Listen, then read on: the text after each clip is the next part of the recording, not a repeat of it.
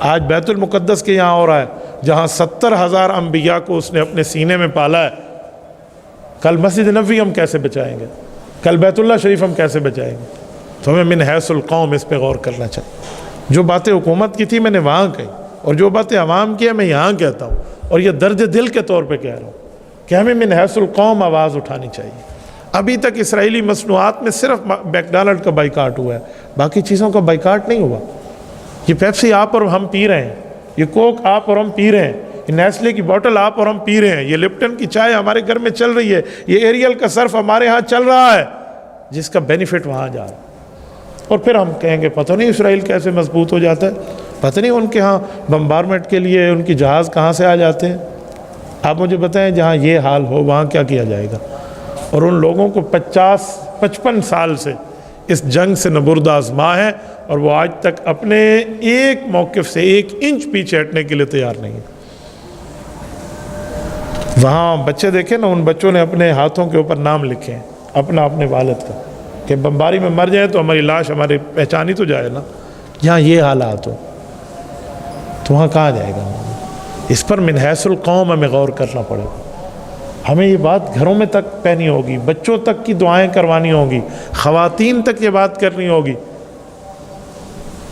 ہمیں اپنی طاقت کے مطابق بات کر رہا ہوں، ہمارے سامعین اپنی طاقت کے مطابق بات کریں. جتنی طاقت اس بات کو وہاں تک پھیلائیں گے.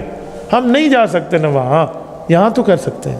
اس کے لیے جتنے ذرائع ہیں ہم اختیار کر سکتے ہیں، وہ مصنوعات کا بائیکاٹ ہو، وہ آئی ڈیز پر آواز اٹھانا ہو، وہ اللہ کے لیے دعائیں کرنا ہو، وہ مصلی بچھا کر بات کرنی ہو. کچھ جتنا ہو سکتا ہے ہم اتنا تو کریں. اگر یہ بھی نہیں کریں گے نا، یاد رکھیں پھر وقت بدلنا، کسی کے اوپر وقت آنا، اس پر دیر نہیں لگتی. وہ کہتے ہیں نا ہم نے دریاؤں کو چڑھ چڑھ کے اترتے دیکھا ہے. یہ پوچھا جائے گا حدیث پاک میں، اگر ظلم ہو گیا اور تم نے اس ظلم کے خلاف آواز نہ اٹھائی تو مبادہ وہ ظلم تمہیں اپنی لپیٹ میں لے لے.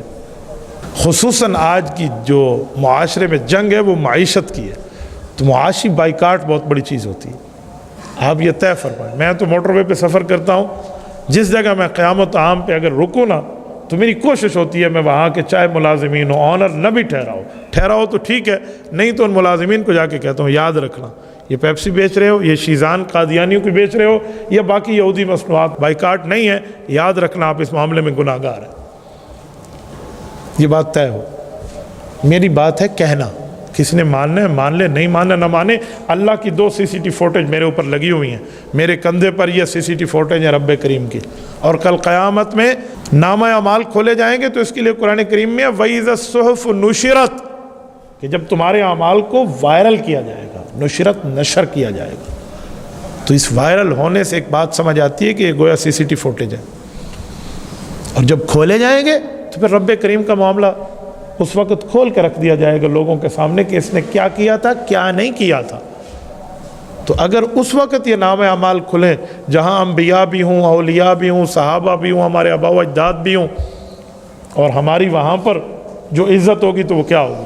اگر یہاں اعمال کھولے جائیں اور وہاں پر ٹھیک اعمال نکلیں تو رسول اللہ کے سامنے منہ دکھانے کے بندہ قابل تو ہوگا.